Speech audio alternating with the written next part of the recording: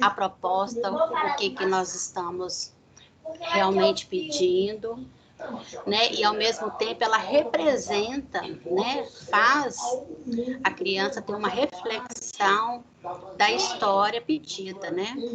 Da história solicitada. E responderam muito bem, né? Ou seja, foi bem explicativa, né? Eles representaram com o desenho, tiveram uma livre escolha no desenho, mas ao mesmo tempo responderam com o nosso objetivo, que era representar as cores e falar as cores. Então, eu gostei bastante. E agora, a avaliação das crianças, a gente vai enviar para você por e-mail, porque eu estava até pensando assim, a Vitória envia a minha avaliação no e-mail dela e eu envio a avaliação dela. Aliás, eu fiz a avaliação dela, não fiz? Você está falando da apresentação da proposta de hoje? Não, a avaliação de cada criança, né? Como que elas reagiram hoje, como que foi a avaliação diagnóstica de cada um. Mas a de hoje você vai apresentá-la semana que vem.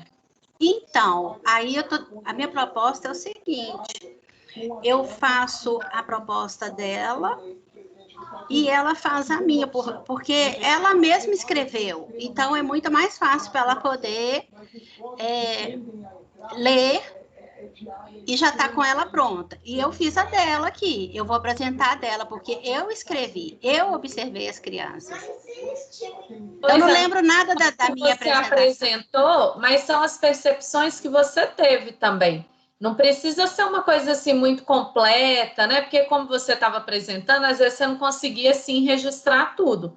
Mas o que você conseguiu perceber, o que você conseguiu observar, entendeu? Eu acho melhor todo mundo apresentar de todas, porque aí a gente vai trocar ideias. Lembra que, sem ser na próxima aula, da semana que vem, na outra, vocês não vão apresentar um relato de experiência sobre tudo isso que a gente está fazendo? Então, o que acontece? Vocês precisam ter as anotações de tudo, porque se não tiver anotação, vocês não vão ter os argumentos necessários para construir esse relato. Então, mesmo que seja algo assim mínimo, você precisa ter anotado e registrado. Tá bom? Carla, eu tenho minhas anotações aqui da apresentação da Olavina, mas eu não consegui fazer os slides como eu tinha feito na proposta anterior. Será que, se for o caso, eu falo o que eu anotei, as minhas anotações, e envio para vocês no grupo depois dos slides? Pode ser, não precisa também ser slide, acho que na última vez você fez slide, mas pode ser no Word, entendeu? Porque o que acontece? Eu faço questão de ter isso anotado em algum lugar, porque a gente vai construir esse relato de experiência. Quando vocês trouxerem o relato, eu também vou pontuar algumas coisas e possivelmente vou mudar algumas coisas. Então, eu preciso dessa construção desse registro de vocês para eu pegar, porque às vezes vocês não vão colocar todas as observações. Então, eu vou lendo o relato, vou olhando o que vocês registraram durante as nossas aulas e vejo se tem mais alguma coisa para a gente incluindo. Por isso que não dá para a gente ficar, por exemplo, só na oralidade, porque senão a gente eu, por exemplo, posso esquecer. Apesar de que eu anotei várias coisas aqui, entendeu? Mas eu quero isso assim palpável para quando for escrever o relato, a gente ter onde consultar, porque esse relato, por mais que vocês vão apresentá-lo daqui 15 dias, ele não vai ficar pronto do dia para a noite depois que vocês me enviarem. Eu também vou colocar as minhas ponderações, vou fazer as correções. Então, vai ser algo, se bobear, que vai entrar em dezembro, janeiro, igual a revista que eu olhei aqui para a gente publicar. A gente pode submeter, acho que até dia 21 de fevereiro, algo assim do tipo. Mas eu não quero também deixar para o último dia, né? Então, eu quero, assim, em dezembro já liberar. Mas só para te explicar que eu preciso disso registrado também.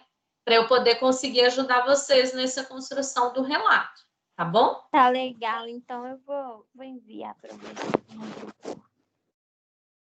E você, Vitória, o que você achou do encontro de hoje? Eu achei ótimo, foram menos alunos, bem menos alunos dessa vez, infelizmente, mas eu acho que foi bem interessante essa proposta de hoje, porque trabalhou o ouvido delas, das crianças também, né? Não foi algo visível como foi nos últimos, então eu gostei bastante. E o resultado foi ótimo, os desenhos ficaram bons, usaram realmente todas as cores. O Miguel até retratou o desenho da própria história, que eu também achei super legal. Então, achei que foi bem produtivo mesmo. E depois eles falando que desenvolveram questão de conhecimento das cores.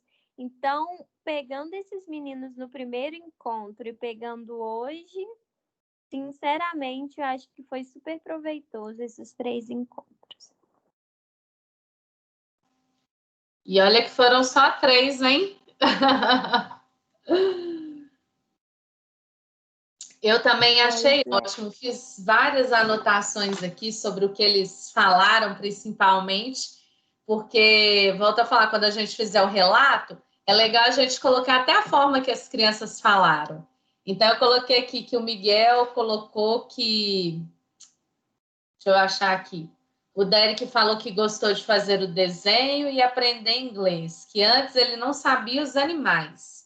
E também foi legal para ele porque ele relembrou as cores. Então, olha só quanta coisa, assim, quantos elementos a gente tem em tão pouco tempo. Então, eu vejo que foi legal não só para as crianças, como para vocês também. Que eu percebi que vocês, de certa forma, conseguiram perceber um processo aí, uma evolução, e ao mesmo tempo entender o processo avaliativo dentro disso tudo, né? Onde que cabe essa avaliação? E isso foi interessante também, que a gente começou a perceber que realmente essa avaliação não necessariamente ela tem que ser por meio de nota. Muito pelo contrário, que muitas vezes essa observação atenta do professor, ela ensina, ela avalia muito mais do que uma simples nota. Né? Então, isso que eu achei bem interessante. E então, vamos para as apresentações, mesmo que sejam de forma oral, pode ser? Então, quem quer começar falando sobre o encontro passado, o que observou aí de cada criança e da turma de forma geral? Igual avaliação também, gente, quando fala de avaliação, não necessariamente a gente também precisa ficar focando o tempo inteiro em cada criança. A gente também pode ter um panorama geral em relação à turma, tá bom? E então, quem quer começar? Eu posso começar. Então, tá bom, vou fechar meu microfone.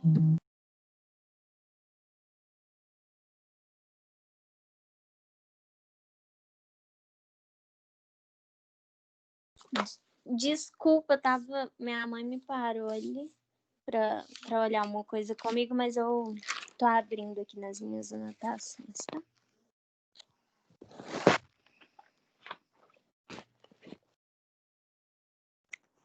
Se a Lavina quiser falar.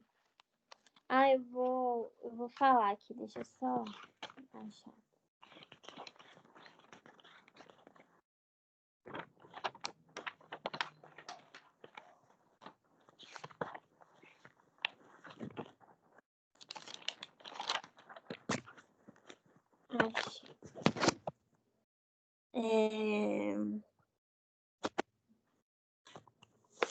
Então, dessa vez, né, na apresentação da Olavina, os alunos não foram tão pontuais, igual na última vez, alguns chegaram atrasados, mas todos entraram o Luiz, a Júlia, a Helena, o Francisco, o Miguel e a Vitória e o Augusto também. O Luiz, ele não se apresentou porque ele chegou atrasado. A Júlia se apresentou primeiro e falou imediatamente em inglês, a gente não precisou de pedir. A Helena primeiro se apresentou em português e em primeiro momento ela não soube em inglês, mas aí a Carla ensinou e ela se apresentou em inglês. O Francisco também, no primeiro encontro, ele não soube se apresentar em inglês, mas dessa vez ele se apresentou imediatamente. O Miguel também. E a Vitória parecia um pouquinho tímida, mas ela também se apresentou em inglês. E uma coisa que eu percebi também é que todos já estavam com o material em mãos.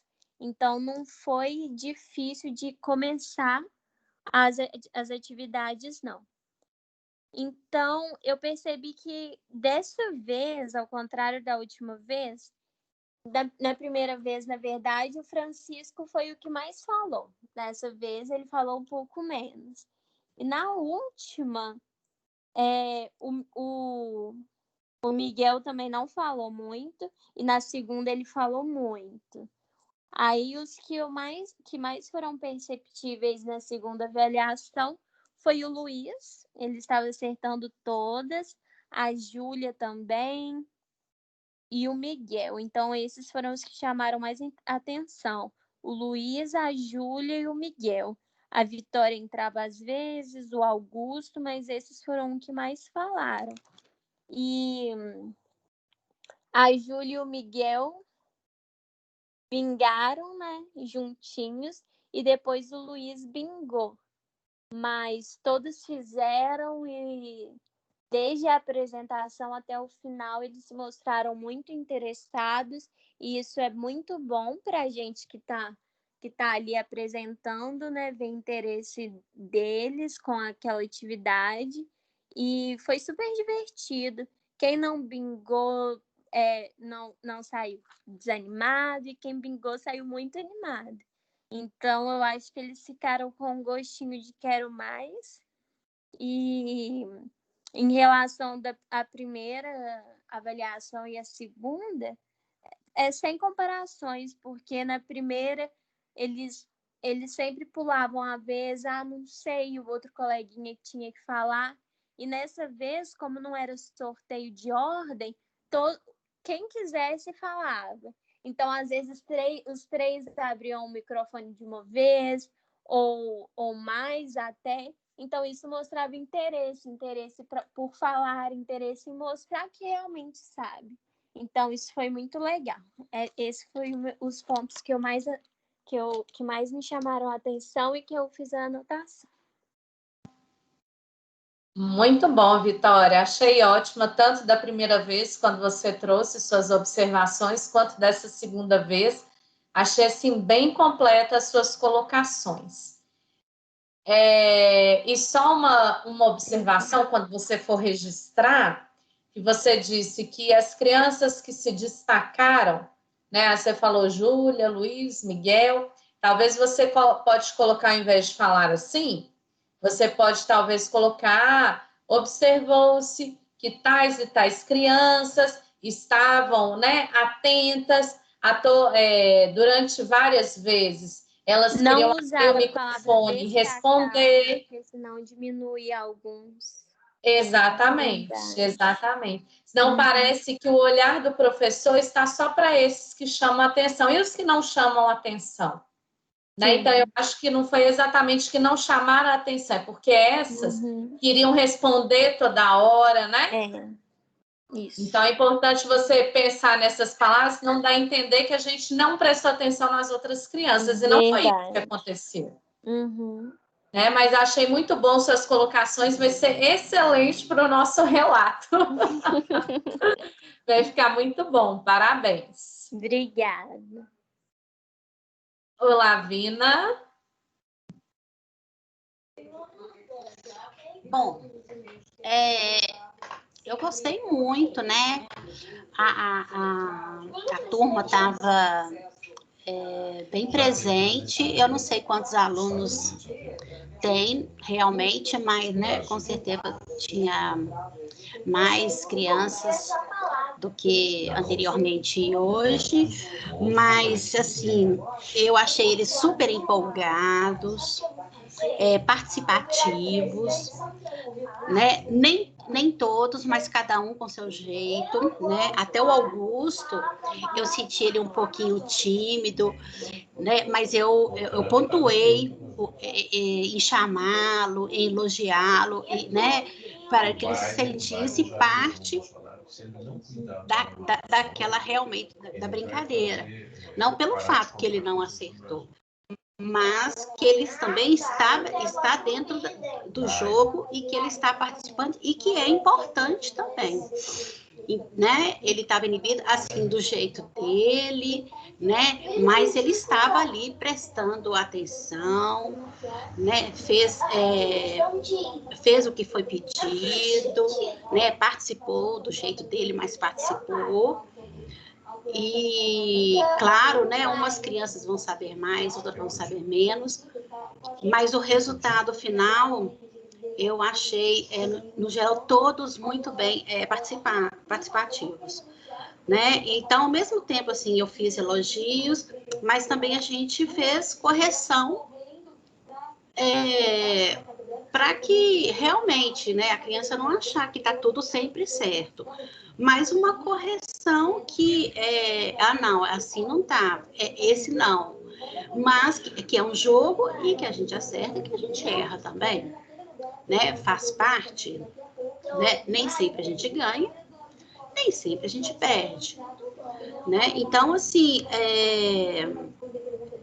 foi muito bacana, o empenho deles, né, é uma turma que está bem alinhada, né, e heterogênea, importante, porque apesar da pandemia, né, da frieza da internet, mas eles se conhecem, você vê que eles têm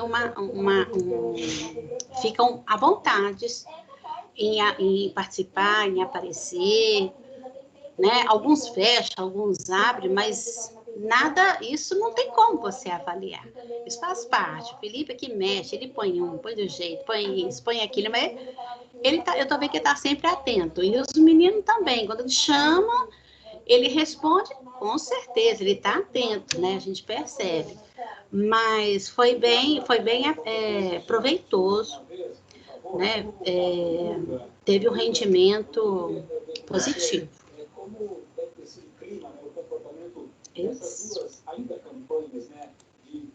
Muito bom também aí suas observações, Olavina, parabéns, que apesar de você estar atuando como professora, você estava atenta ao que estava acontecendo. E é interessante também, Olavina, esse exercício, igual você sugeriu, não, eu falo da Vitória, a Vitória fala o meu. Só que é interessante esse exercício, porque quando você estiver em sala de aula, você não vai ter ninguém para fazer as observações e escrever por você. Você vai ter que dar a aula, observar, registrar durante ou depois. Então, é legal esse exercício que a gente já vai se colocando aí no lugar de um professor e criando estratégias para que a gente consiga fazer as avaliações da melhor forma possível. Parabéns também, muito boas suas colocações.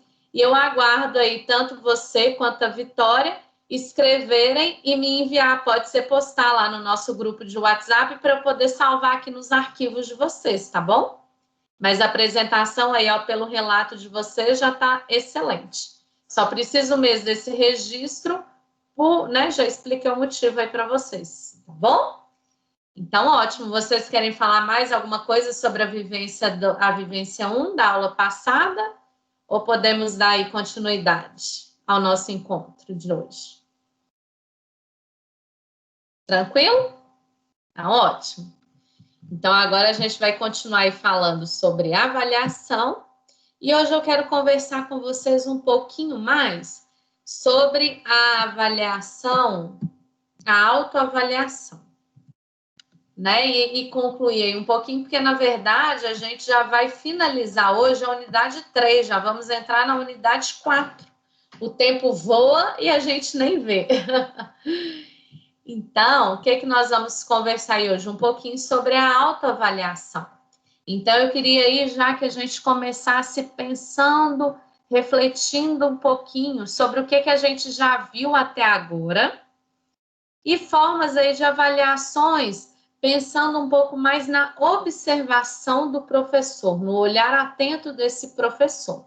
Então, a gente viu até agora que o professor precisa se organizar para fazer um bom acompanhamento pedagógico dos seus alunos, de forma a garantir que todos aprendam. A avaliação é peça-chave nesse processo, mas é claro que, se o processo é de fato formativo, os alunos também precisam ser envolvidos. Então, o que isso significa?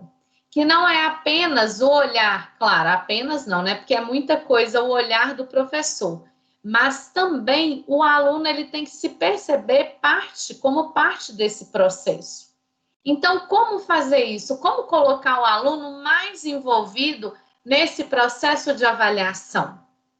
Porque é interessante quando a gente consegue envolver o estudante nesse processo, o estudante ele fica mais participativo e mais consciente dos seus avanços e do que ele precisa também desenvolver mais. Então, vocês viram hoje as crianças aí pequenas, de 6, 7 anos, elas tendo uma consciência do que elas sabiam antes, do que elas sabem agora e do que até elas relembraram.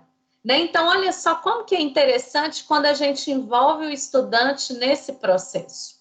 Então, o trabalho do acompanhamento é do professor, mas o aluno precisa reconhecer-se assistido e acompanhado e cumprir sua parte no programa proposto pelo professor. Então, veja bem, o estudante, quando a gente pensa nessa forma, o estudante ele também tem uma função, ele tem um papel primordial. Ele tem que entender que precisa da participação dele, por exemplo, para que a aula aconteça. Imagina que a nossa aula sem a participação de vocês. Só a Carla falando e vocês ouvindo. Será que ia ter construção de aprendizado? Né? Possivelmente não. Porque essa é uma coisa só da Carla para vocês. Um processo só de assimilação. Não ia ter essa troca, essa construção de conhecimento. Então, a proposta de avaliação pretende dar conta disso e pode ser feita de muitas formas, desde muito cedo, ainda no ensino fundamental. E eu ainda me atrevo a falar que, na verdade, não é só desde o ensino fundamental. Na educação infantil, a gente também faz autoavaliação com as crianças. Então, quando você pergunta, o que você achou sobre isso? Você gostou? Você acha que você brilhou nessa situação? A criança pequena, ela já está tomando consciência dos seus atos. É lógico que eu não vou conversar com um adolescente da mesma forma que eu converso com uma criança de 4 anos. Então, a minha linguagem tem que ser adaptada. Mas isso não significa que eu vou deixar de fazer essa avaliação com a criança. Vou dar um exemplo aqui simples da educação infantil. Quando uma criança morde a outra, né? É um processo. Se a gente for pensar a forma como o adulto intervém, é um processo de autoavaliação também. Né? Você fala, nossa, fulano, mas morder dói. Olha só como seu colega está triste. Foi legal isso que você fez? Né? Você pergunta para a criança, foi legal? Não, não foi legal. Então, vamos cuidar do coleguinha. Né? Então, tem um processo de reflexão aí desde as crianças pequenas. Né? E como que é importante a gente envolver o estudante nesse processo. E então, o que vocês acham sobre isso? O que vocês pensam sobre isso?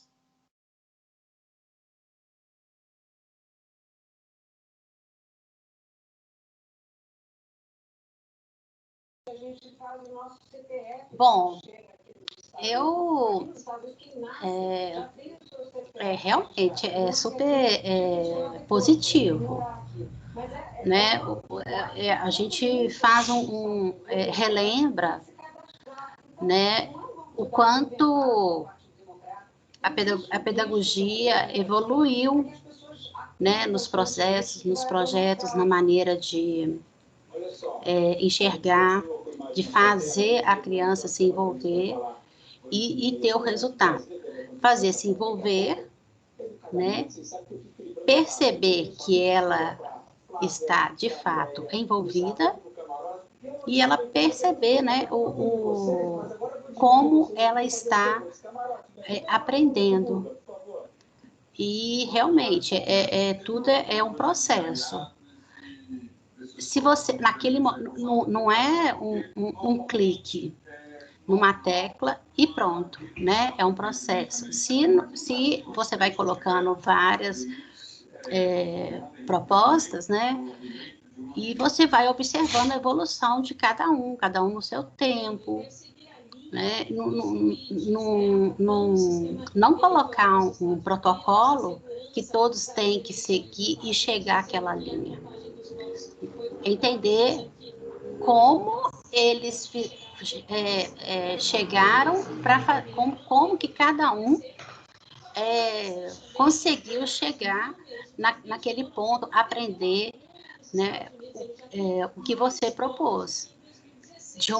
Cada um do seu jeito, né, e talvez 100%, talvez 80%, talvez 90%. A criança, o ser humano é assim. E nós sabemos das nossas dificuldades, das nossas limitações, dos nossos potenciais. E a criança é do mesmo jeito. E ela é surpreendente, né? A criança, ela tem um HD todo limpinho, todo pronto para poder armazenar muitas coisas, né? Tem percepções. Então, eu acho que é muito bacana isso. E eu creio que cada vez mais isto vai estar evoluindo, né? A tecnologia nos ajuda muito com isso, nos auxilia bastante em você poder fazer aplicações muito mais claras, que ela faz aquela associação de uma imagem e do que você está falando. Então, é muito bacana. Então, e você fala, a gente coloca e vê o resultado, que se foi bom ou se foi ruim, né? E aí tenta outra maneira. A gente sabe, como né, professor tem que correr o campo todo, defender e fazer o gol, né? Então, exatamente. Então, e é um processo complexo. Mas a gente, no final, os resultados são surpreendentes. São muito bons. Tinha com certeza. Um bom trabalho sério e árduo, bem feito. E certeza que nós vamos ter um bom resultado. Possivelmente. Tinha como sugestão de leitura de texto no AVA um texto desse autor que né, não sei pronunciar, Regner, talvez? Então, ele pode nos ajudar quando a gente pensa aí no que é autoavaliação. O que significa esse termo autoavaliação? Então, a autoavaliação é um processo cognitivo complexo pelo qual o indivíduo, aprendiz, professor, faz um julgamento voluntário e consciente por si mesmo e para si mesmo, com o objetivo do melhor conhecimento pessoal, de regulação de sua ação ou de suas condutas, do aperfeiçoamento da eficácia de suas ações, do desenvolvimento cognitivo. Então, olha só, gente, como a autoavaliação ela é abrangente. E olha que interessante, não só o estudante faz uma autoavaliação dele, o professor também deve fazer uma autoavaliação sua. E como isso pode revelar questões interessantes. Como, por exemplo, um estudante que para fazer uma autoavaliação Pode ser uma autoavaliação livre ou pode ser uma autoavaliação assim, um pouco mais direcionada, que o professor faz determinadas perguntas e que ali ele tem que responder. Então, às vezes, tem situações que o estudante se depara nas autoavaliações que levam ele a refletir, por exemplo, como ele aprende.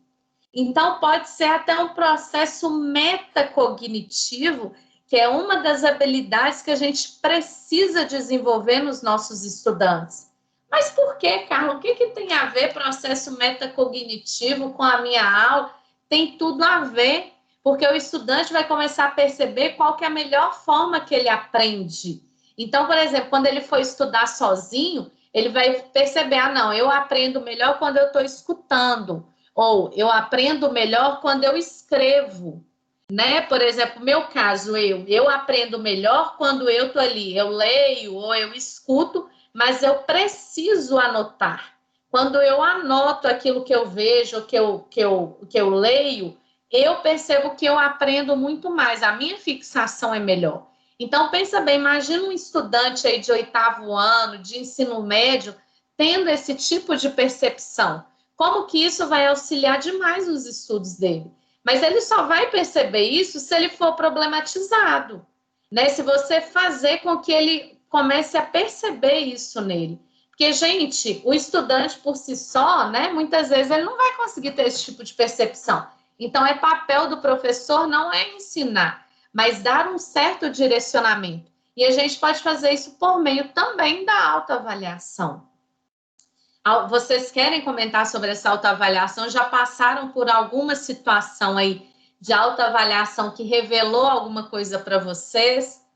Olha só, coloquei até essa imagem aí, que a autoavaliação é mais ou menos você se olhar no espelho, você refletir sobre si, né? Você tentar e sair um pouco de dentro, né? Para você conseguir entender como que você aprende, ou o que você fez, que, por exemplo, em um trabalho, como foi minha participação em um trabalho de grupo? Será que eu poderia ter uma participação melhor da próxima vez? Será que a forma como eu agi foi adequada ou não? Poderia ter sido de outra forma? Então, tudo isso faz parte da autoavaliação. Querem comentar alguma coisa, alguma experiência que vocês já passaram em se tratando da autoavaliação? Eu quero dar um exemplo meu que acontece comigo, anda acontecendo bastante comigo, para ver se isso é uma autoavaliação. Por exemplo, eu dou aulinhas de inglês aqui na minha casa, né? Então, eu já tenho alguns alunos. E eu lidava com eles de uma forma, mas com a sua aula e a aula da Bruna andam muito lado a lado, geralmente.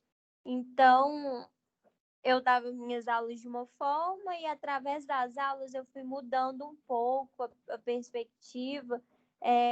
Por exemplo, a questão da avaliação, no final das contas, eu visava só o conteúdo final, que era a prova, e hoje eu já não faço mais isso. Então, eu queria saber se isso é um tipo de autoavaliação. Com certeza! Uma autoavaliação sua enquanto professora. Então, olha só que preciosidade isso que a Vitória está falando. Então, à medida também que a gente vai conhecendo outras coisas, a gente começa a reformular nossa prática, a ver que talvez aquilo que a gente fazia antes não faz mais sentido eu continuar fazendo. Isso é uma super autoavaliação. Muito bom, Vitória, esse exemplo aí que você trouxe. É isso mesmo. Então eu ando me autoavaliando. Demais na conta, tá brilhando, merece uma estrelinha. Muito bom, adorei. E então, pensando aí a Silvana Augusta, uma outra sugestão de leitura, que ela vem refletir um pouquinho a respeito dos instrumentos que a gente usa para autoavaliação, apesar de que ela traz aí um panorama geral das avaliações. Então, o que ela coloca? Que os professores são os próprios ferramenteiros. Olha só que termo interessante que ela utiliza. O que é isso, né? Os professores são os próprios ferramenteiros.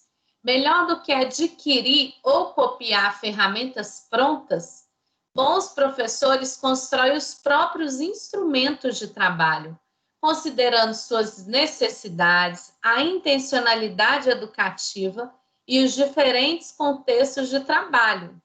Por isso, um exemplo bem-sucedido desenvolvido por um profissional nem sempre é útil a qualquer profissional. O ideal é avaliar cada um, ou seja, cada instrumento utilizado, suas vantagens e desvantagens, e não escolher os melhores, fazer ajustes se necessário ou se inspirar neles para construir outras ferramentas. Então, o que a gente tem observado durante esse percurso? Ou melhor, eu espero que vocês tenham percebido durante os nossos encontros aí falando sobre avaliação, que não existe uma receita pronta sobre avaliação. Não existem instrumentos prontos de avaliação. Quem constrói esses instrumentos é o próprio professor. É claro que muitas vezes a gente não tira da nossa cabeça, tive uma grande ideia. Geralmente a gente tem algumas inspirações e a gente usa essas inspirações para adaptá-las para aquilo que a gente quer.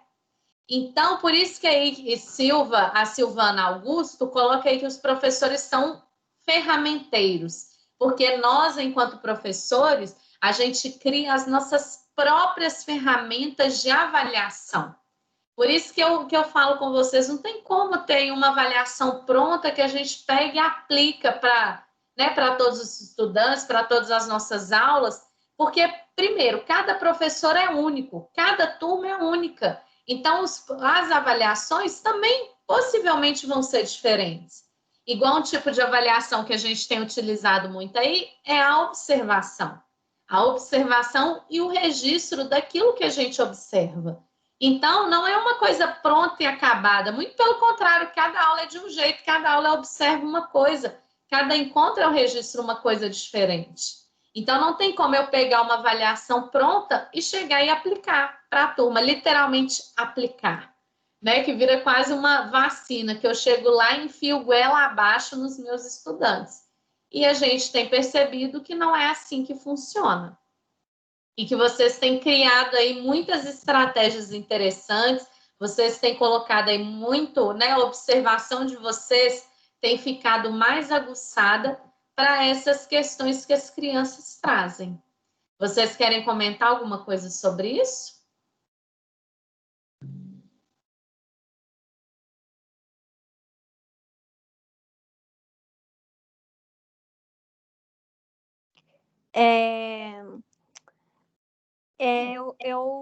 Eu costumava trabalhar só com livros didáticos e tal, mas eu acho legal a gente montar nossos instrumentos, porque como a gente já viu isso aqui, nenhum aluno é igual ao outro, então talvez usar o livro didático é mais fácil para um, mas para o outro a coisa tem que ser mais dinâmica.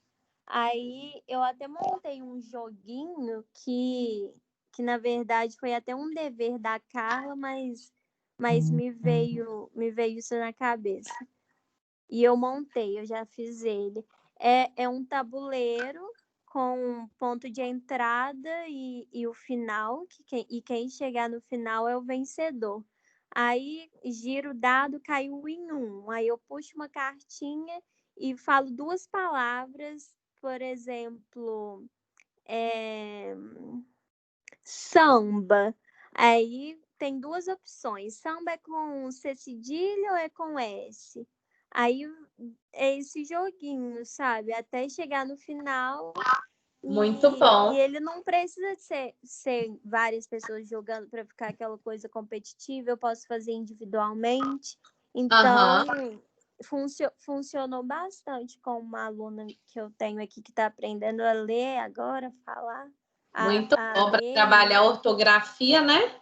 Isso. Gostei Então, para da ela, isso sugestão. funcionou mais do que o livro didático. Então, é a gente se adaptando nas crianças. E isso é bem interessante, a gente criar nossos próprios instrumentos.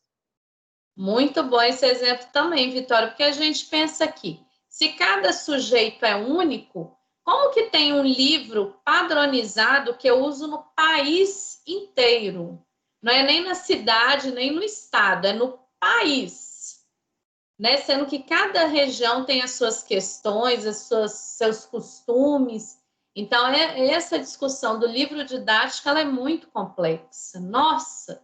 Daria pano para manga aqui se a gente fosse conversar sobre isso. Porque o livro didático, igual você falou, Vitória, o livro didático ele pode ser mais um suporte, mas ele também não pode ser o único. Assim como é a avaliação, eu não posso priorizar só um tipo de avaliação, eu também não posso priorizar só um tipo de prática pedagógica dentro da minha sala de aula. Então, se minhas aulas giram em torno do livro didático, eu estou priorizando só uma forma de aprendizagem. Né? Então, se eu não trago um jogo, se eu não trago vivências, fazer atividades fora da sala de aula, se eu não trago trabalhos em grupo, eu vou priorizar só uma forma de ensino-aprendizagem, né? Que no caso vai ser o uso do livro didático. Então, legal demais essa reflexão aí que você trouxe. Até mesmo porque cada um aprende de uma forma diferente. E então, para a gente finalizar essa nossa discussão e fazer um fechamento, eu trouxe um vídeo para compartilhar com vocês.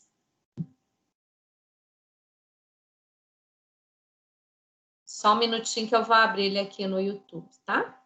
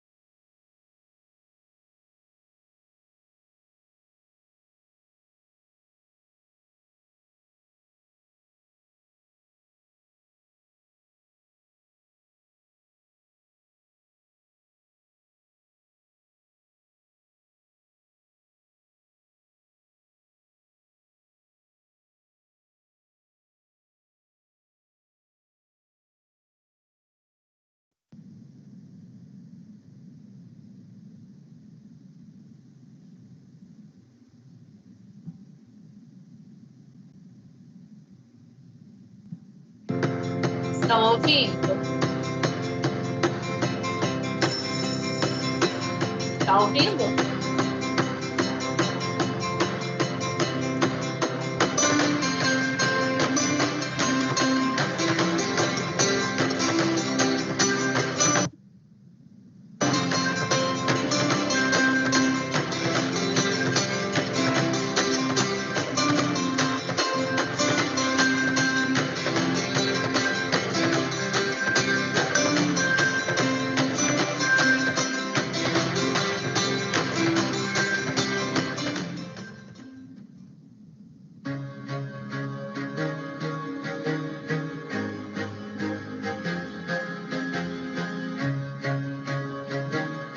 Mas eu, sem nenhuma intenção de me tornar um famoso teórico, não tenho medo de afirmar que, além de homo sapiens, além de homo demens, o homem também é homo avaliativus. Por que digo que o ser humano é homo avaliativus? Porque ele avalia de forma natural, sem ninguém nunca ter ensinado a ele como se faz. Uma criança de 2 anos de idade já sabe avaliar. Tem dúvida? Vira para uma criança de 2 anos de idade e diz assim: estou indo na casa da sua avó, você quer ir comigo ou quer ficar em casa? Ela vai te fazer perguntas para orientar a sua avaliação. Ela vai te perguntar assim: meus priminhos estão lá na casa da vovó? Aí se você disser assim, estão, resposta, quero ir com você. Se você disser assim, não, lá não tem criança nenhuma, só adulto, quero ficar com a mamãe. Percebe? 2 anos. Alguém já sentou um dia com esse menininho ou menininha, sei lá, e ensinou, filhinho, hoje nós vamos aprender a avaliar. Conhece alguém que já fez isso? Nunca, não se ensina a avaliar. O ser humano naturalmente avalia. A gente avalia toda hora, o tempo todo. Hoje você já deve ter avaliado no mínimo 100 vezes. Ah, exagero, Júlio. Que isso? Que avaliei sem ver? Avaliou no mínimo. Você abriu os olhos e avaliou. Abriu a janela, olhou, e o tempo? Que roupa eu vou vestir? Na hora do café você avaliou, devo ou não devo comer essa torrada com manteiga? Né? Na hora que você saiu de casa, você avaliou, que caminho que eu vou tomar, hein? Nessa hora, onde é que está mais engarrafado ou não? Você avaliou, você pesou uma porção de coisa para tomar uma decisão, não é isso? E você, na hora que você vestiu a roupa, você avaliou, você se olhou no espelho, e quando você se olha no espelho, o que você constata? Você constata se a roupa está boa ou não está boa, se está bem ou não está bem, para ir para determinado lugar. Se for para a igreja, você tem que avaliar de acordo com os critérios de onde você vai, não é verdade? Esse short está muito curto, né? Se for para um casamento, tem pouco brilho, sei lá, né? Se for para a night, dá para encurtar um pouco essa saia. Ou seja, em síntese, a avaliação ela é sempre dependente do objetivo, não é isso? Do que a gente quer, depende para onde você quer ir. Eu só queria que vocês entendessem que o ato de avaliar, ele está amarrado em 3 etapas. Isso, por favor, se de nada disso que eu estou falando servir para ninguém, que pelo menos essa coisa que eu vou dizer agora sirva. Avaliar se divide em 3 etapas, em 3 fases. Se eu não cumpro as 3 fases, eu não avalio. Eu não completo o ato de avaliar. Eu costumo dizer assim, avaliação termina com ação. E é exatamente isso. Porque para eu avaliar, eu tenho que constatar, eu tenho que refletir e eu tenho que agir. Quer ver? Eu vou sair de casa, eu visto uma roupa, eu me olho no espelho. Aí eu olho no espelho e constato como é que está a roupa. Constato. Tá boa. Não está muito boa. Eu, por exemplo, de manhã coloquei uma blusa branca. Olhei no espelho e constatei que estava mais barrigudo do que o normal. Né? Mais do que o normal. Eu sou consciente. Aí, falei, gente, eu sou barrigudo, mas nem tanto, né? Por que será que eu estou vendo essa figura tão barriguda no espelho? Isso é constatação. Eu entrei na segunda fase da avaliação, que chama-se reflexão. Aí comecei assim, por que será? É por causa da cor da blusa. A blusa é branca, o branco amplia, não é? O branco amplia, então é por isso. Resultado da minha reflexão, a cor da blusa está me deixando mais gordo do que já sou. Terceira e última fase da avaliação, que se chama ação. Vou trocar de blusa. Né? Fui ver na mala, não tinha blusa escura, mas pelo menos essa é clara, mas tem listras verticais, que dá uma disfarçadinha, não é? Então, é assim, percebe como é que eu completei o ciclo da avaliação? Eu constatei, eu refleti sobre o resultado da constatação e eu agi, mudei de blusa. Posso não ter tido a melhor ação do mundo, seria melhor se eu tivesse uma blusa preta, de listras, garante dois lados, né? Ou seja, mas eu não tinha, a melhor que eu tinha era essa, clara, mas pelo menos tem listra. O que eu estou falando? Eu estou falando que quando eu avalio e quando eu chego na ação, eu tenho que ter a melhor ação possível. A melhor ação que eu tenho condições de ter naquele momento. Tá claro? Mas se eu não chegar na ação, eu não estou avaliando, não é avaliação. A escola não avalia assim. É impressionante, mas a escola é o único lugar que subverteu a avaliação como fonte de informação. Na vida, a gente avalia como fonte de informação. Na vida, a gente avalia para agir para melhorar. É só isso que faz sentido. Para que Deus nos deu condições de sermos avaliadores? Para a gente atingir o sucesso. A avaliação é um mecanismo que nos foi dado de presente, porque nós somos homo sapiens e nós queremos ser sempre hoje melhor do que ontem, amanhã melhor do que hoje. A gente só evolui porque avalia. E quando eu avalio, eu tomo providência para que o sucesso seja garantido. É isso. Ponto. Só tem um lugar que não é assim, na escola. É impressionante como que na escola avaliar não é para garantir sucesso. É para punir, é para ameaçar, é para avisar, né? E a escola começou a se subverter. Eu vou falar umas coisas agora que talvez vocês até pensem assim, que isso, que exagero. Mas me parece que a principal coisa que a escola tem que fazer chama-se aprendizagem. Fazer o menino aprender, não é isso? É para isso que existe a escola, gente. Não é isso? Salão de beleza, para embelezar o cabelo, a unha, não é isso? Se não embelezar, Não é salão de beleza. Escola é para fazer aprender. Só que diante das dificuldades que a escola vem encarando ao longo dos anos, a escola anda terceirizando isso e o mais interessante, a sociedade toda já se acostumou.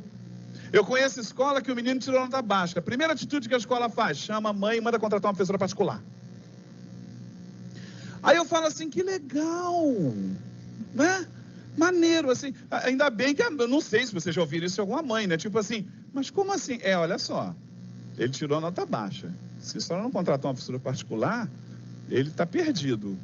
Mas a mãe, de repente, a pessoa, essa mãe fala assim, mas nem é aqui que ensina, né? Não é para isso que serve essa instituição. Aí você diz assim, mas a gente ensina para bons alunos. Aluno que tem um pouquinho mais de dificuldade, por favor, professora particular para ela, né, para ele, para poder acompanhar. É assim, tipo, eu ando a 80, vamos ver. Mas meu filho está a 60, meu filho. Compra um acelerador novo para ele. Né? Porque eu não sei fazer, eu não sei ensinar um aluno que anda a 60, eu só sei ensinar um aluno que anda a 80. E quando eu estou falando para professores, eu adoro dizer o seguinte, meus coleguinhas de trabalho, não fiquem orgulhosos quando os seus melhores alunos tiram 10. Sabe por quê? Você nunca vai saber qual é o seu mérito no 10 deles. Eles já são muito bons. Quem disse que mesmo sem vocês não tirariam 10? Eu tô com o maior orgulho, sou um ótimo professor. Por quê? Porque eu tive 3 alunos, foram aprovados. É mesmo? Eles são bons? São ótimos. Mas o quantos por cento eles são bons por sua causa? Pela sua ação. Aí eu falo assim, colegas, desculpem, mas fiquem orgulhosos quando eles conseguem aprender, fazer aprender alguma coisa aqueles que não são tão bons. Aí eu vou dizer assim, dá licença, mas yes!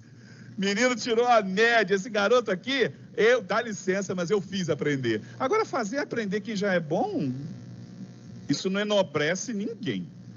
Né? Eu acho bem bacana lembrar isso em toda reunião. Conselho de classe, eu começo lembrando isso.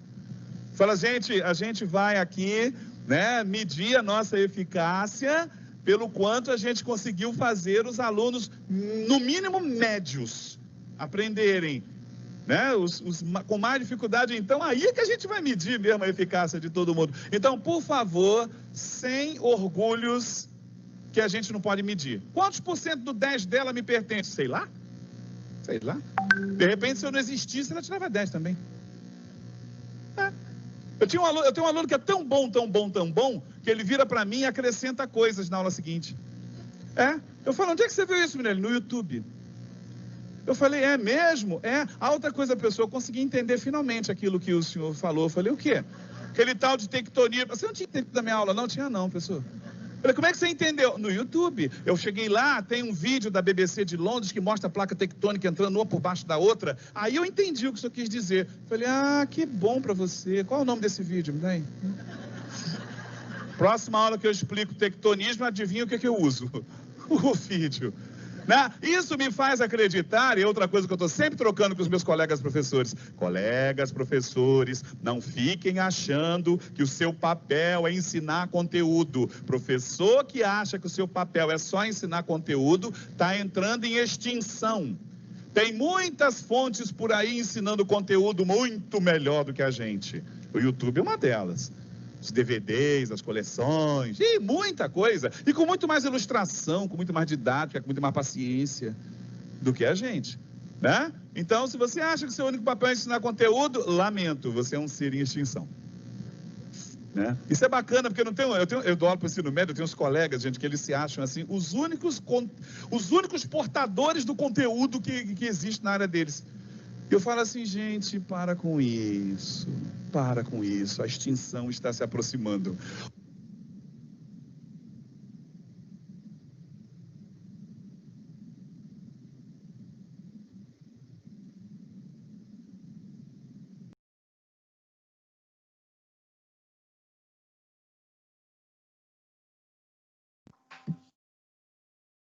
E então, o que vocês acharam aí desse vídeo, hein? Carla, eu, pela minha longa experiência, vivência de vida, né? Eu concordo totalmente com ele. Porque a evolução, você não pode colocar aquele molde e fazer que o aluno fez e aconteceu daquele jeito.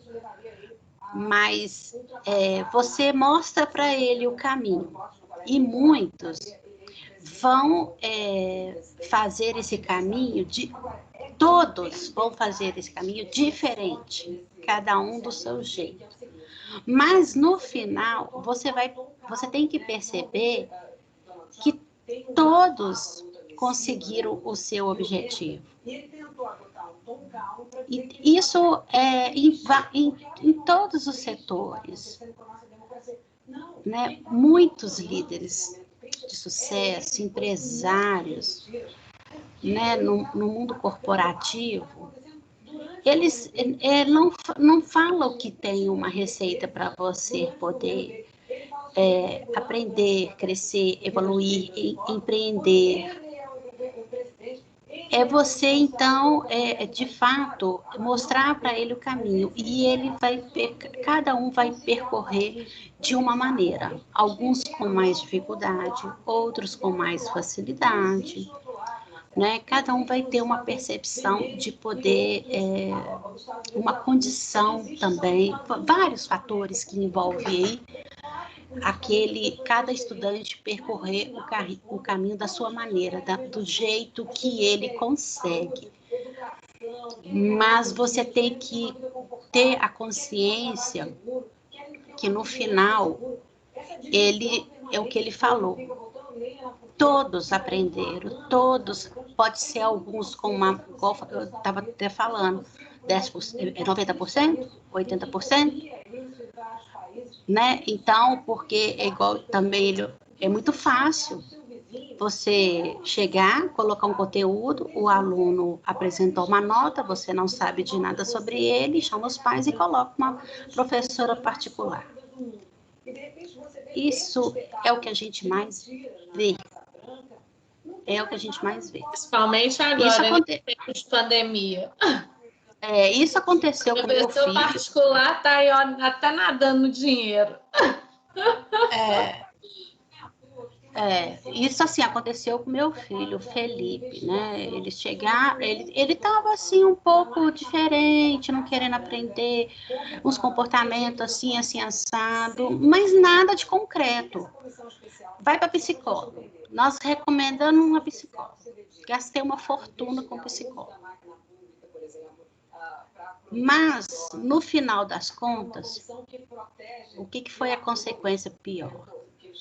Fizeram o Felipe repetir o ano, não resolveram o problema, não fizeram o que realmente ele que tivesse ter feito, e eu concordei, eu não devia ter concordado.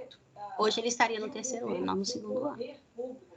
Porque eu tinha que ter falado assim, a responsabilidade nesse ponto é de vocês. Eu faço a minha parte, eu acompanho, nós fazemos isso para casa, eu sei das dificuldades dele, mas se ele está tendo esse comportamento dentro de sala de aula, então me fala o que eu tenho que fazer. Mas psicólogo, isso eu não vejo motivo para isso, ele não tem transtorno, ele não tem nada. Eu cheguei a pagar 2 consultas, cada consulta foi R$450 de uma neuropediatra. Eu não sei aonde que vocês... Por que você está aqui? Eu não sei por que você está aqui. Eu gostaria de... Eu falei... Aí eu fiquei assim um complicado, pouco... né? Porque muitas vezes a escola acha que a dificuldade do estudante é externo à escola. Ou seja, está no estudante e não necessariamente nela. Então, manda para que tanto de especialista, mas não repensa a própria prática, né? Não repensa as formas de avaliação. Então, isso realmente é muito complicado, muito complicado. Muito, muito. Hoje, né, eu estou na metade do curso de letras, né, recebendo todas as suas... Vendo essa realidade nova, porque a escola hoje ela é diferente do que há 20 anos atrás, há 10 anos atrás, até mesmo... Deveria ser diferente, né?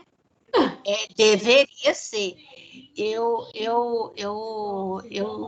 Eu aceitei como de fato ela vem se comportando. Eu não consegui reagir. Eu vi um documentário de uma escola da Holanda. Eu achei que eles fazem o seguinte: eles foi só até por causa da pandemia, né? Então eles colocam o professor quando faz um atendimento, ele envolve os pais, o aluno e o professor. Então, ali abre-se tudo. O pai, ele compreende o relato do professor, a criança revela, porque a criança ela é colocada em xeque e ela fala de fato. Eu vi que não tem dúvida. Outra coisa que eu achei bacana, o professor ele é convidado, os pais são convidados. Aos poucos vai sendo um projeto aos poucos vou colocar assim uma turma que tem 20 alunos. Então eu falei assim, ó, hoje essa semana vai participar 3 pais. Então ele vem para dentro de sala de aula e ele participa com o filho aquela tarefa. Ele assiste, ele participa, né? Então, ele pega todo o gancho de conhecer melhor o seu filho, né? O Você desenvolvimento. assistiu Eu esse achei muito documentário? bacana. Foi durante alguma aula? Foi em alguma aula do curso, Lavina, ou não? Não, isso foi no canal. Eu tenho que me relembrar, porque eu assisto Nova Escola, eu assisto Foi, ô Futura. Vitória, você está lembrada desse documentário? Não, eu acho que não foi aqui, não. Não foi, não? Vou Não, anotar acho aqui que para não. eu pesquisar depois. Bem interessante. Muito bacana. Nossa, achei muito Ótimo. legal.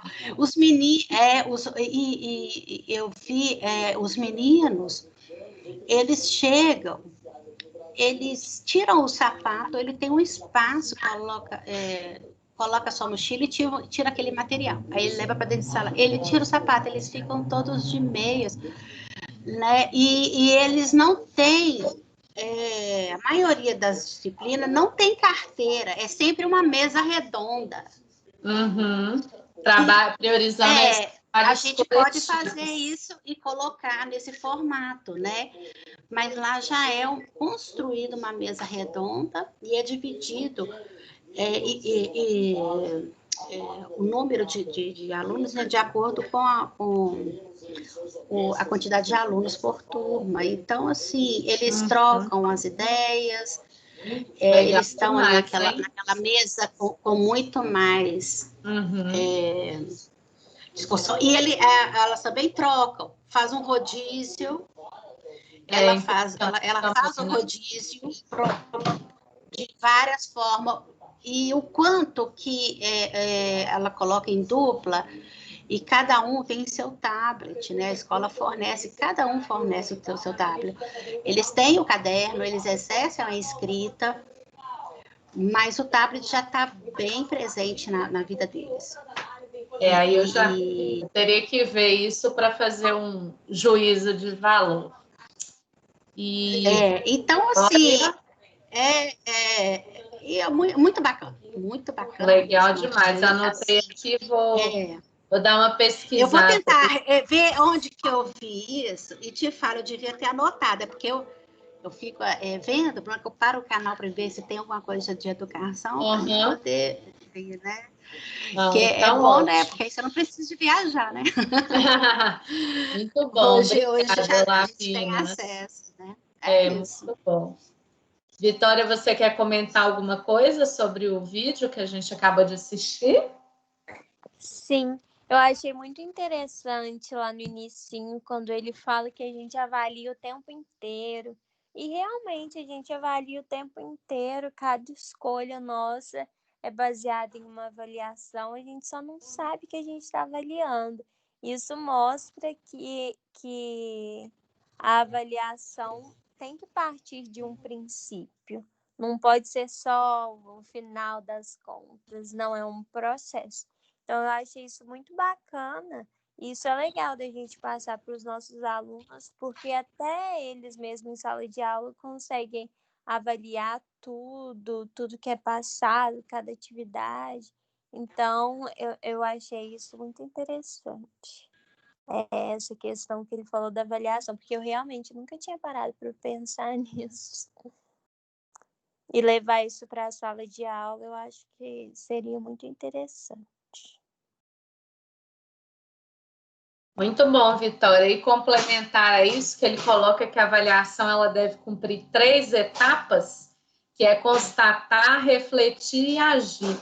E geralmente a escola, né, ela, na verdade, se a gente for pensar, não fica em nenhuma dessas etapas.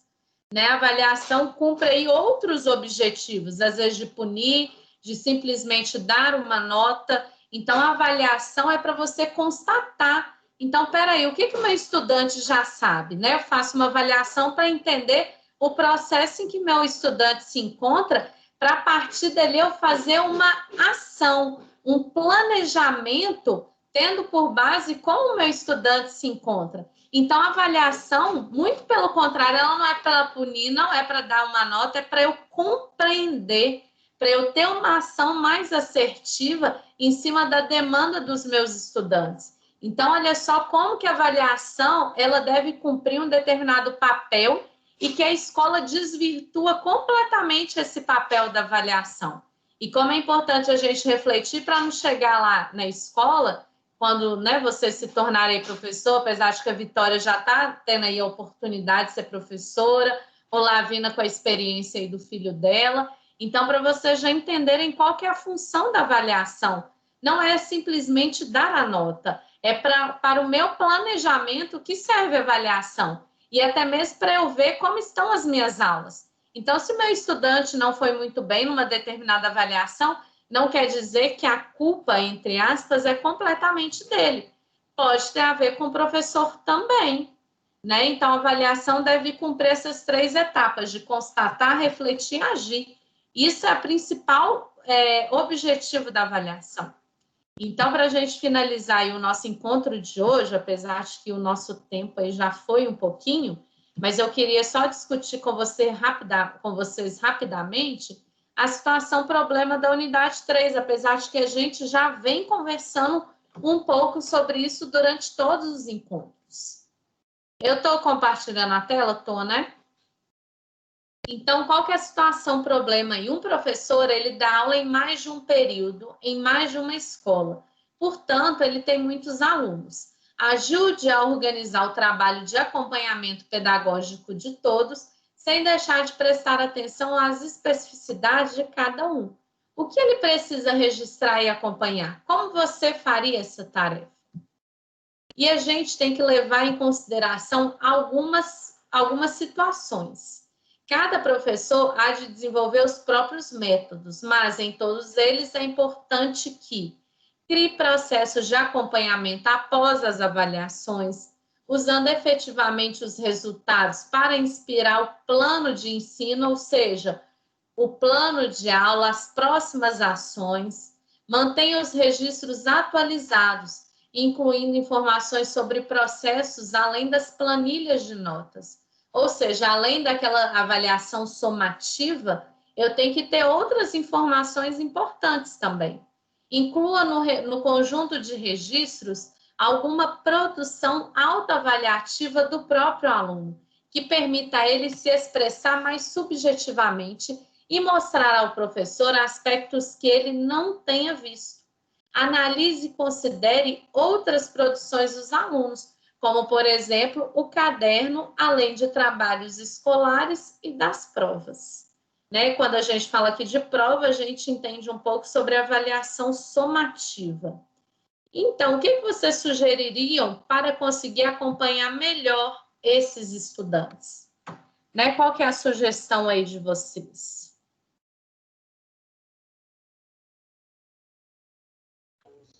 Olha, você precisa se organizar, né?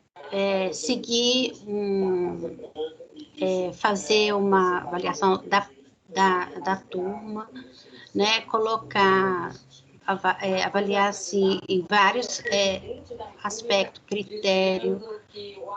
É uma série de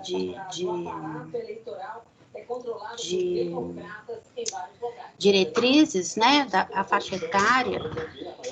Então, tem que haver esse controle, né, diário, e depois você possa fazer uma representação. Eu gosto muito da representação gráfica, com legenda, desses principais aspectos. São muitos os aspectos? São, mas você pode, né, uma discussão com a própria escola, o que talvez identifica melhor com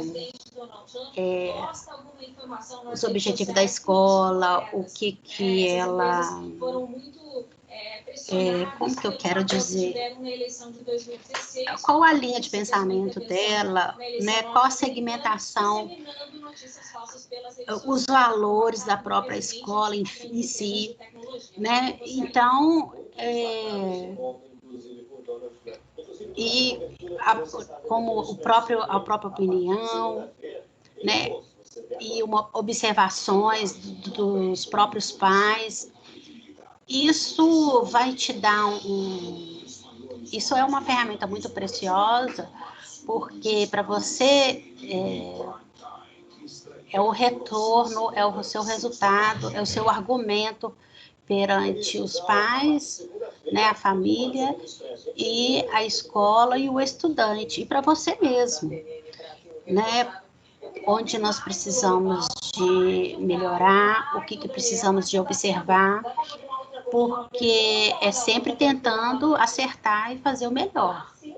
Uma coisa que eu queria colocar daquela escola da Holanda, que ele colocou lá, os diretores, os coordenadores, eles têm sempre uma questão que colocou,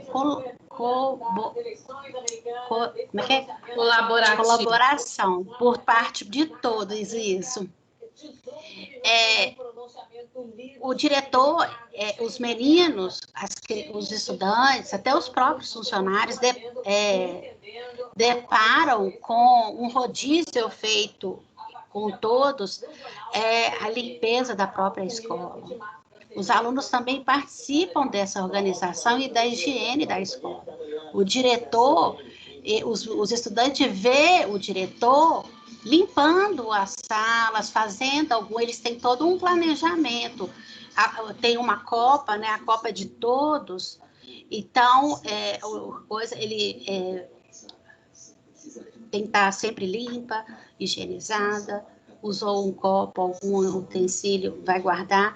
Então, nós estamos sempre cumprindo a sua parte. Mas ele falou que é bem, os estudantes veem ele limpando, passando pano no corredor, como um funcionário da área mesmo, mas o que eles querem isso é um projeto de vida, ao mesmo tempo também demonstrando, dando exemplo para o próprio estudante, que eles fazem também essa organização dentro da sala de aula. Higieniza, limpa a mesa, limpa os tablets. Algo que você falou é interessante a respeito da construção do gráfico. Claro que não pode ser um único instrumento, mas o gráfico pode ajudar a visualizar quando for algo mais quantitativo. Então, por exemplo, uma avaliação somativa que você teve que dar uma nota, tudo bem você construir um gráfico, porque às vezes por meio do gráfico você consegue visualizar melhor. E outra questão aí que você colocou sobre trazer também a opinião dos pais. Então, às vezes, o pai em casa, ele pode observar situações que você, professor, às vezes não conseguiu perceber. Então, por exemplo, teve uma mãe de uma aluna minha que até comentou comigo, nossa, Carla, mas eu tenho observado que a Júlia tem escrito a letra cursiva assim, assim, assim. Né? E aí, será que isso tá legal? Não tá? Como que eu posso fazer para ajudá-la mais em casa? Principalmente, gente, nesse tempo de pandemia, a gente super está precisando das famílias, porque a gente não está ali com as crianças, né, com os estudantes. Então, como que a gente tem certeza de determinadas atitudes delas? Não tem como a gente saber assim de longe. Então, eu, por exemplo, inclusive, eu tenho feito mais ou menos uma reunião por mês com os pais dos meus estudantes, das minhas crianças, para eles me relatarem como que as crianças têm se comportado frente às atividades que eu proponho. Né? Então, os pais me relatam, às vezes, uma dificuldade, uma facilidade, avanços. Então, os pais, principalmente nesse momento de pandemia, eles estão se tornando um porta-voz para o meu processo de avaliação. Então, os pais também eles são muito importantes nesse processo. Obrigada, Lavina, muito bem.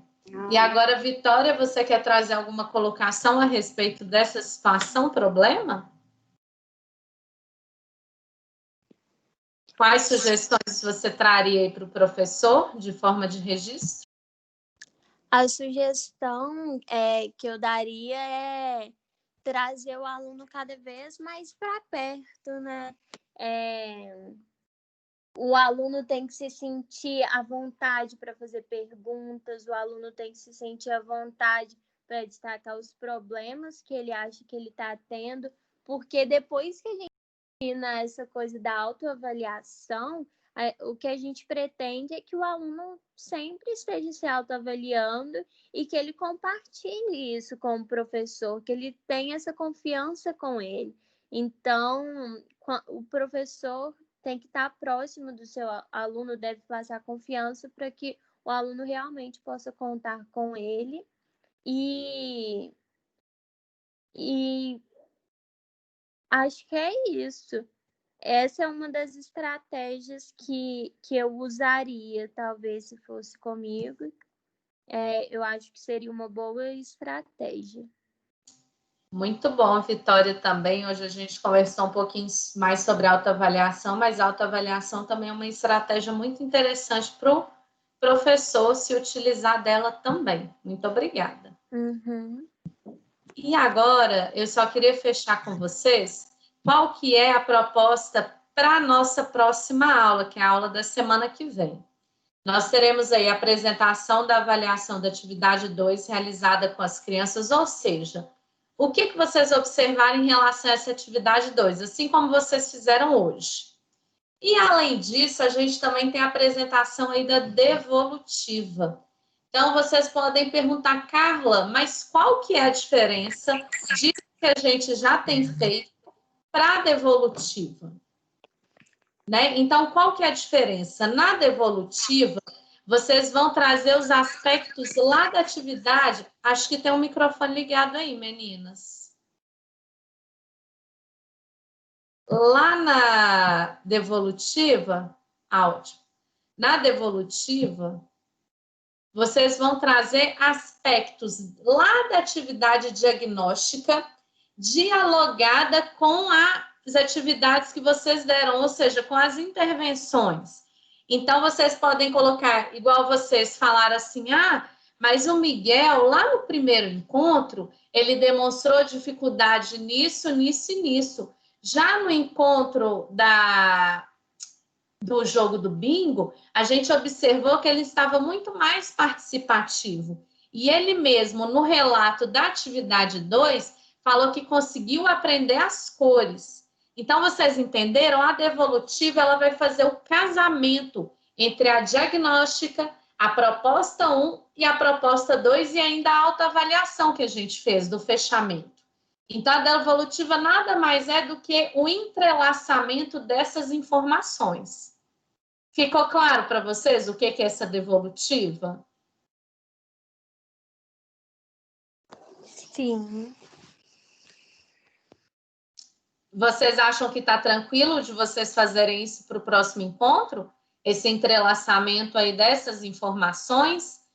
Porque se a gente não fizer para o próximo encontro, vai ficar muito em cima da hora e vai juntar com relato de experiência.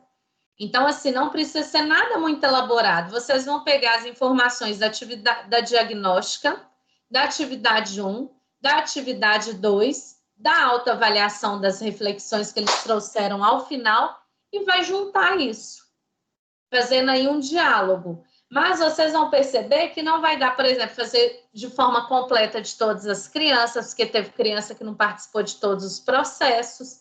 Então, vocês vão ter que, né, ter esse jogo de cintura aí também. Não vai dar para falar de todo mundo, tá bom? Aí vocês, por exemplo, da Mariana, vocês só vão conseguir falar da primeira atividade. Da Liz, vocês vão fazer um entrelaçamento da diagnóstica com a proposta 2 e a autoavaliação. Do Miguel, a gente vai conseguir ter uma ampliação aí nessa avaliação do Miguel, do Derek, que participaram dos 3 encontros. Então, acho que vai ser bem legal essa devolutiva aí. Vocês vão ter muitos elementos para dialogar aí na próxima aula, tá bom? E na semana que vem, eu vou trazer para vocês a característica de um relato de experiência. Então, vocês podem até falar assim, não, Carla, mas está em cima da hora, você vai explicar para a gente o que é um relato de experiência. Na aula que vem, na outra aula, a gente já tem que trazer um relato, só que não exatamente, não está em cima da hora, porque esse relato de experiência, a gente vem construindo ele desde o primeiro encontro. Então, esse relato de experiência vai ser mais ou menos juntar as peças do quebra-cabeça. Tá ok? Aí, na próxima aula, o planejamento é esse. Tá tranquilo? Deu para entender? Eu só queria perguntar que essa apresentação devolutiva, né, colocando aí esses pontos que você colocou, é de cada aluno, né? Ou você quer que faça uma apresentação geral de tudo? Olha, Lavina, eu acho que se a gente trouxer de cada aluno, a gente vai conseguir ter uma visão melhor do processo. Claro que você não precisa trazer muitos elementos. Sabe o que vocês me falaram hoje? É o que vocês vão trazer. Entendeu? E a devolutiva, vocês vão traçar um diálogo. Igual as próprias crianças te ajudaram aí nessa devolutiva. O Miguel, quando ele falou que ele aprendeu as cores. O Derek, quando ele disse que ele conseguiu relembrar aí coisas que ele não se lembrava mais, né? Então, a devolutiva vai ser um entrelaçamento dessas informações, ou seja, vai ser análise de vocês. Não é só o que vocês observaram, porque observar é eu virar e falar assim, eu observei que o Miguel usou todas as cores para fazer o desenho dele. Tá, isso eu observei. Agora, o que eu posso fazer dessa análise? Eu observei que o Miguel, ele trouxe todas as cores, ele conseguiu falar o nome de todas as cores, e lá no primeiro encontro, quando eu perguntei determinada cor para ele, ele não soube responder. Então, tá vendo que aí eu fiz uma análise, não foi só uma observação? Então, a devolutiva vai ser essa análise. O que você entendeu desse processo do Miguel, por exemplo? Deu para entender? E, claro, também não vai ser muito, porque nem todas as crianças participaram de todos os encontros. Então, a gente vai trazer os elementos que a gente tem. E tudo também está modificando, né? Uma coisa é você fazer isso em sala de aula presencial. As análises até modificam um pouco.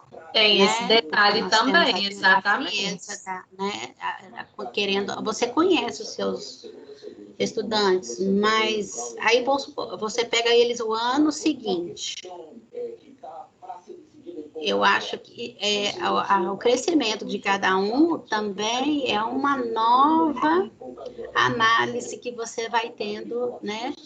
Sim, desses estudantes, mesmo que eles